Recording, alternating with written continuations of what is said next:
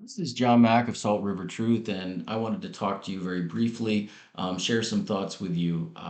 Do you ever have one of those times in life when you felt like somebody put that kick me sign on your back? Like when we were in elementary school? Well, that's the way it's been for me like this week. For some reason, I have no idea why, this has been the week that certain groups of people online have decided to attack John Mack Week.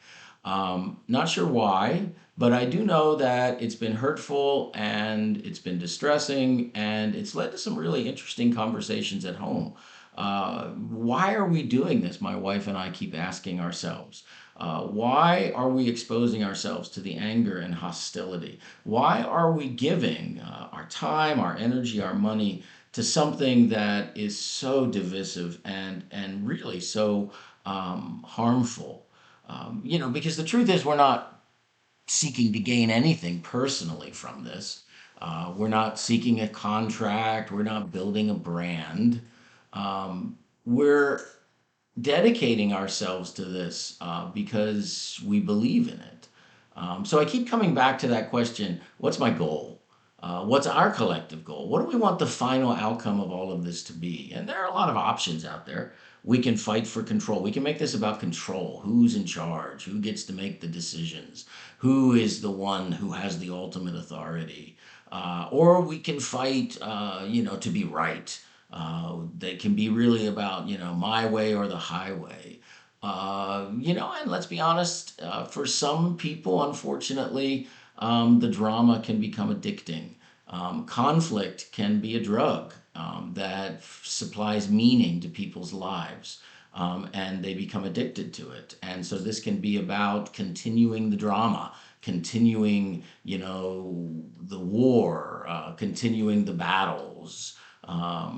Or it can be about something, and this is really, I think, where my wife and I ended up. It can be about something larger, something positive. It can be about peace. It can be about rebuilding our fractured community. It can be about moving beyond hatred, behind accusations, beyond, questioning, and to embracing really the future as a healed community. I believe that saving the horses by dividing the people who love them is a Pyrrhic victory. It's no victory at all. Rebuilding community, then, must be the goal.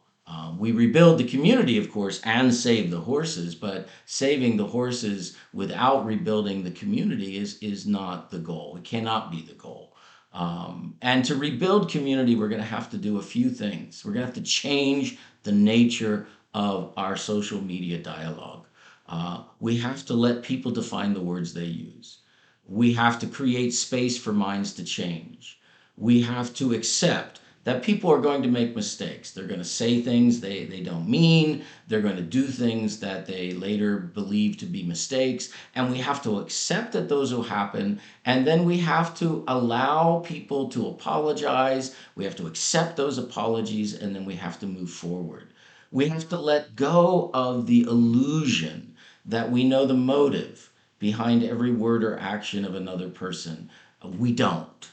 We don't know why someone's doing what they're doing. We can guess, but only that person truly knows their motivations. And sometimes people don't even know their own motivations. So it is an illusion that somehow we are omniscient and we know why people are doing what they are doing. And then finally, we have to remember that kindness isn't weakness, respect isn't surrender, and humility isn't a lack of conviction. If we can do that, then everything else becomes possible for the horses, for the river, and for the future. And so, after these very difficult conversations, both Jenny and I believe that this is worth continuing as long as we have the goal of working towards peace, of trying to find ways in which to talk to others, to find common ground, so that as we save the horses, and I believe we will, we also are rebuilding our fractured community and bringing people together. And if you share that goal, then please continue to work with us at Salt River Truth.